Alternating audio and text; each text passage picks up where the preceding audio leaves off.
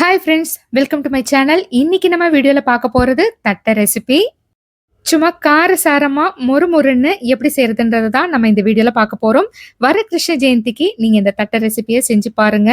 வீட்ல இருக்கவங்க எல்லாருமே ரொம்பவே சூப்பரா இருக்குன்னு சொல்லுவாங்க. வாங்க இதை எப்படி செய்யறதுன்றத பார்க்கலாம். ஃபர்ஸ்ட் ஒரு கடாயில 2 டீஸ்பூன் போல உளுத்தம் பருப்பு சேர்த்துக்கலாம். நான் 2 கப்பு போல பச்சரிசி மாவு எடுத்துக்க போறேன். அதுக்கு 2 டீஸ்பூன் போல உளுத்தம் பருப்பு சரியா இருக்கும். லேசா பொன்னிறமா வர வரைக்கும் வறுத்துக்கோங்க. கைவிடாம லோ ஃப்ளேம்ல வச்சு வறுத்துக்கோங்க. பாருங்க, இந்த அளவுக்கு பக்குவத்துல நான் வறுத்திருக்கேன். இப்போ ஸ்டவ் ஆஃப் பண்ணிட்டு 2 டீஸ்பூன் போல பொட்டுக்கடலையை சேர்த்துக்கலாம். கடாய் இருக்கிற அந்த சூட்ல வறுபட்டா போதுங்க. இப்ப நம்ம உளுத்தம் பருப்பையும் இந்த பொட்டுக்கடலையும் நல்லா ஆற வச்சு நம்ம அரைச்சு எடுத்துக்கணும். இப்ப ஸ்டவ் ஆன் பண்ணிட்டு அதே கடாயிலே 2 கப்பு போல ரெடிமேட் பச்சரிசி மாவை சேர்த்துக்கிறேன். நம்ம கடையில வாங்குற பச்சரிசி மாவு பாக்கெட்லயே பாத்தீங்கன்னா வறுத்த மாவுன்னு தான் போட்டிருப்பாங்க. இருந்தாலும் நம்ம பலகாரம் செய்யும் போது நம்ம இது மாதிரி லேசா வந்து வறுத்துக்கிட்டா நம்ம செய்யற பலகாரம் வந்து ரொம்பவே நல்லா வரும். கைவிடாம லோ ஃப்ளேம்ல வச்சுட்டு ஒரு 3-4 நிமிஷம் இதே மாதிரி வறுத்துக்கோங்க. மாவு வந்து போடும்போது பாத்தீங்கன்னா எவ்வளவு டைட்டா இருந்தது, இப்ப வந்து பாத்தீங்கன்னா நல்லா லூஸாவும் சாஃப்டாவும் ஆயிடும். இந்த பக்குவத்துல நம்ம ஸ்டவ் ஆஃப் பண்ணிட்டு நல்லா ஆற வச்சுக்கலாம். ஆற வச்ச அரிசி மாவு வந்து நம்ம சலிச்சு எடுத்துக்கலாம். தட்டை வந்து செய்யும்போது பார்த்தீங்கன்னா, சில நேரத்தில வந்து ரொம்ப ஹார்ட் ஆயிடும். இல்லன்னா வந்து கடாயில பொரிக்கும்போது பார்த்தீங்கன்னா, விண்டு போயிடும். அந்த மாரி வராம இருக்கிறதுக்கு இந்த ஸ்டெப் எல்லாம் ஃபாலோ பண்ணுங்க. இப்ப அடுத்தது பார்த்தீங்கன்னா, நம்ம உளுத்தம் பருப்பும், பொட்டுக்கடலையும் வந்து நம்ம அரைச்சு வச்சிருக்கோம் இல்லைங்களா? அது சரியா ஒரு 1/4 கப்பு போல வரணும். 2 கப்பு பச்சரிசி மாவுக்கு 1/4 கப்பு வந்து இந்த மாவு சரியா வரணும். இதையும் வந்து நம்ம சலிச்சு எடுத்துக்கலாம். ஏன்னா உளுந்தோ இல்ல பொட்டுக்கடலையோ சரியா அரையாம இருந்ததுன்னா, உங்களுக்கு வந்து தட்டை செய்யும்போது சரியா வராது. அதனால சலிச்சு எடுத்துக்கோங்க. பார்த்தீங்கன்னா, கொஞ்சம் கூட அந்த திப்பி எதுவும் இல்லாம நல்லா நைஸா அரைஞ்சிருக்கு.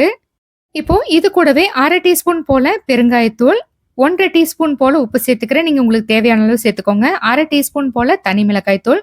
காரத்துக்கு இது மட்டும் இல்லாம ஒரு மிக்ஸி ஜார்ல 1 டீஸ்பூன் போல சீரகம், 1 டீஸ்பூன் போல மிளகு, 3 பல்லு போல பூண்டு சேர்த்துக்கிறேன். நீங்க சின்னதா இருந்தா ஒரு 5, 6 பல்லு கூட சேர்த்துக்கோங்க. இது கொஞ்சம் கொரகொரப்பா அரைச்சுட்டு இதையும் நம்ம சேர்த்துக்கலாம். ரொம்பவே டேஸ்டியா இருக்கும்.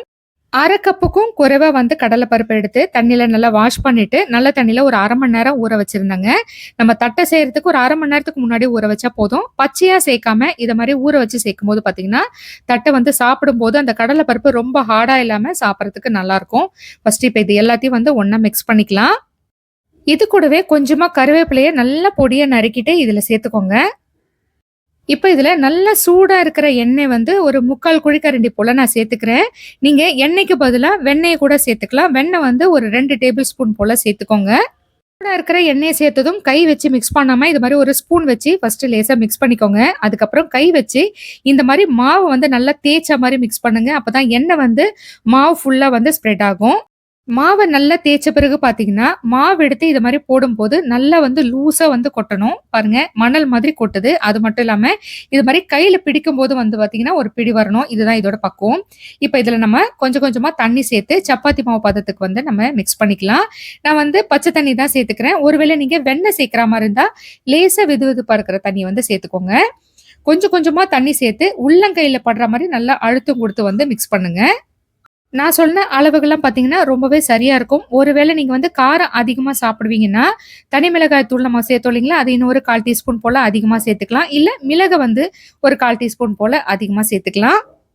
மாவோட பக்குவம் ரொம்ப ரொம்ப முக்கியங்க. தண்ணி அதிகமா சேர்த்துட்டீங்கன்னா, தட்டையில வந்து எண்ணெய் வந்து அதிகமா குடிக்க ஆரம்பிச்சுரும். ரொம்ப வந்து கம்மியா சேர்த்துக்கிட்டாலும் தட்டை வந்து ஹார்ட் ஆயிடும். அதனால சரியான பக்குவத்துல சேர்த்துக்கோங்க. மாவு வந்து இந்த அளவுக்கு லூஸா வந்து நான் பெசஞ்சிருக்கேன். மாவு பெசையும்போது பார்த்தீங்கன்னா, கடாயில வந்து நம்ம எண்ணெய சூடு பண்ண ஆரம்பிச்சிடலாம். ஒருவேளை நீங்க வந்து மாவு பெசஞ்சிட்ட பிறகு எண்ணெய சூடு பண்ற மாரி இருந்தா, மாவு மேல லேசா எண்ணெய் தடவிட்டு தட்டு போட்டு மூடி வச்சுருங்க. இப்ப நம்ம வந்து உருட்ட ஆரம்பிச்சிடலாம். நான் வந்து மீடியம் சைஸ்ல தான் தட்டை செய்ய போறேன். அதனால இந்த அளவுக்கு சின்ன சின்னதா தான் நான் உருண்டைகள் செய்ய போறேன். மாவு உருட்டும்போது வெடிப்பு இல்லாத மாதிரி உருட்டிக்கோங்க. கையில ஒட்டுற மாரி இருந்தாலோ, இல்ல உங்களுக்கு வந்து வெடிப்பு விடுற மாரி இருந்தாலோ, லேசா எண்ணெய் தடவிட்டு உருட்டி எடுத்துக்கோங்க. எனக்கு இந்த அளவுக்கு உருண்டைகள் வந்திருக்கு. தட்டைகளோட உருண்டை பிரஸ் பண்றதுக்கு நான் இந்த மாரி கவர் தாங்க யூஸ் பண்ண போறேன். உங்ககிட்ட ஆயில் கவரோ, இல்ல வாழ இலையோ இருந்தா நீங்க அத கூட யூஸ் பண்ணிக்கலாம். இதுல பார்த்தீங்கன்னா, ஒரு 3, 4 உருண்டை தான் வந்து நம்ம பிரஸ் பண்ண முடியும். நான் ஒரே நேரத்திலேயே ஒரு 9லேருந்து 12 உருண்டை வந்து உருட்டுற மாதிரி இருக்கணுன்றதுக்காக நான் இந்த மாரி பெரிய கவரா எடுத்துட்டு, 3 பக்கம் வந்து சைட்ல வந்து கட் பண்ணி எடுத்துக்கிட்டேன். ஃபர்ஸ்ட் நம்ம இதுல ஆயில் வந்து அப்ளை பண்ணிக்கலாம். உங்ககிட்ட வந்து ரவுண்ட் ஷேப்ல கட்டர் இருந்ததுன்னா, மாவு வந்து மொத்தமா தேய்ச்சுட்டு, நீங்க வந்து கரெக்ட்டா அந்த ஷேப்பா வந்து கட் பண்ணி எடுத்துக்கலாம். இப்ப அந்த கவர்ல வந்து கரெக்ட்டா உருண்டைகள் வச்சுட்டு, ஒரு பக்கத்த வந்து அப்படியே வந்து நான் க்ளோஸ் பண்ணிடுறேன். சின்னதா இது மாரி டிஃபன் பாக்ஸோ, இல்ல டம்ளரோ இருந்தா, நீங்க இது மாரி பிரஸ் பண்ணி எடுத்துக்கோங்க. கரெக்ட்டான ரவுண்ட் ஷேப்ல வந்து கிடைக்கும். கீழ இருக்கிற பாத்திரம் பார்த்தீங்கன்னா வந்து நல்லா ஃப்ளாட்டா இருக்கணும். அப்பதான் வந்து உங்களுக்கு பிரஸ் பண்ணும்போது ஈவனா வந்து வரும். ஒரே மாதிரி பிரஸ் பண்ணணுங்க. இல்லன்னா ஒரு பக்கம் தடியாவும், ஒரு பக்கம் மெல்லிசாவும் வந்துரும். இந்த மாரி ரெடி பண்ணிட்டு நம்ம வந்து செய்ய ஆரம்பிச்சிடலாம். எண்ணெய் நல்லா காஞ்சதும் தட்டையோட மாவு வந்து சேர்த்துக்கலாம். சேர்க்கும்போது பார்த்தீங்கன்னா, கரெக்ட்டா வந்து சென்டர்ல சேர்க்காதீங்க. இது மாரி ஓரத்துல அப்படியே சேர்த்துட்டே வந்தீங்கன்னா, மேல வந்து எண்ணெய் தெறிக்காது. மாவு சேர்த்ததும் பார்த்தீங்கன்னா, எண்ணெயில சலசலப்பு அதிகமா இருக்கும். இது கொஞ்சம் கொஞ்சமா வேக வேக பார்த்தீங்கன்னா, அந்த சலசலப்பு அடங்கிடும். லோ ஃப்ளேம்ல வச்சு பொறுமையா வந்து பொரிக்க விடணும். நீங்க மீடியம் ஃப்ளேம்லயோ இல்ல ஹை ஃப்ளேம்லயோ வச்சீங்கன்னா, டக்குன்னு வந்து கலர் சேஞ்ச் ஆயிடும். ஆனா உள்ள வந்து மாவு வேகாது. அந்த மாதிரி இருந்தா பொரிச்சு எடுத்ததும் கொஞ்ச நேரத்திலேயே வந்து உங்களுக்கு வந்து தட்ட வந்து நமுத்து போயிடும். உங்களால ஸ்டோர் பண்ணி வைக்க முடியாது. அதனால லோ ஃப்ளேம்ல வச்சுட்டு பொறுமையா வந்து அதோட வந்து கலர் சேஞ்ச் ஆகுற மாரி பார்த்துக்கோங்க. இந்த மாரி லேசா பொன்னிறமானதும் எடுத்துடுறேன். கொஞ்சம் ஆறுன பிறகு பார்த்தீங்கன்னா, இன்னும் கொஞ்சம் ப்ரவுன் கலர்ல மாறிடும். இப்ப நம்ம இத எடுத்துட்டு அடுத்த செட்டு போடும்போது பார்த்தீங்கன்னா, மறுபடியும் ஒரு 5, 6 செகண்ட் போல சூடு பண்ணிட்ட பிறகு சேர்த்துக்கோங்க. ஏன்னா, இந்த சலசலப்புலாம் நம்ம அடங்குன பிறகு அந்த தட்டை எடுக்கும்போது பார்த்தீங்கன்னா, எண்ணெயோட சூடு வந்து கம்மியா இருக்கும். அடுத்த தடவ நீங்க தட்டை சேர்க்கும்போது பார்த்தீங்கன்னா, அந்த அளவுக்கு எண்ணெய் வந்து சூடா இருக்காது. அதனால கொஞ்சம் எண்ணெய சூடுபடுத்திட்டு நீங்க அடுத்த செட்ட வந்து போட்டுக்கோங்க. தட்டை ரெசிபி ஏற்கனவே நம்ம சேனல்ல நான் 2 தடவ போட்டிருக்கேன். இது வந்து 3வது மெத்தட்ல செஞ்சிருக்கேன். நீங்க இந்த 3 மெத்தடையும் பார்த்துட்டு உங்களுக்கு எந்த மெத்தட்ல செய்றதுக்கு பிடிச்சிருக்கோ நீங்க அத செஞ்சுக்கலாம். அவ்வளோதாங்க. சூப்பரா வந்து தட்டை ரெடி ஆயிடுச்சு. இப்ப நான் இதுலேருந்து ஒண்ணு எடுத்து உங்களுக்கு வந்து உடைச்சு காட்டுறேன். எவ்வளோ கிரிஸ்பியா இருக்குன்னு உங்களுக்கு பார்க்கும்போதே தெரியும். இப்ப நான் இத உடைக்கும்போது பார்த்தீங்கன்னா, கையில கொஞ்சம் கூட எண்ணெய் ஒட்டல பாருங்க. இப்ப நான் இத சாப்பிட்டு பார்த்துட்டு எப்படி இருக்குன்னு நான் உங்களுக்கு சொல்றேன். நல்ல கிரிஸ்பியா இருக்கு. உப்பு, காரம் எல்லாம் சரியா இருக்கு. இதுல மிளகு, சீரகம், பூண்டெல்லாம் சேர்த்திருக்கிறதுனால அதோட ஃப்ளேவர் வந்து ரொம்பவே நல்லா இருக்கு. நீங்களும் இதே மாரி செஞ்சு பார்த்துட்டு எப்படி இருக்குன்னு எனக்கு கமெண்ட்ல சொல்லுங்க.